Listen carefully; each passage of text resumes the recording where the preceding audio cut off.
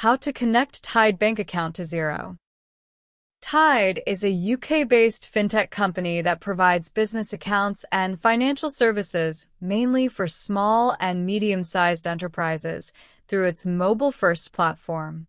It isn't a bank itself, but partners with regulated banks like Clearbank to offer accounts. First, go to Xero Bank website and log into your account with email and password. Here on the home screen, click here on the top accounting once, then click on this button called Bank Account. Once you do that, you want to look for this button here, Add Bank Account. Next you need to do is look for your particular bank, Tide Bank, to connect with Xero. Type bank name here. In order to connect your bank, you do need to log into your bank, so click here. Enter your Tide account email and password. Now they're letting me know Xero wants to know this information about my Tide account. Click Next. Then click on Connect My Account. Now click on Finish. That's it.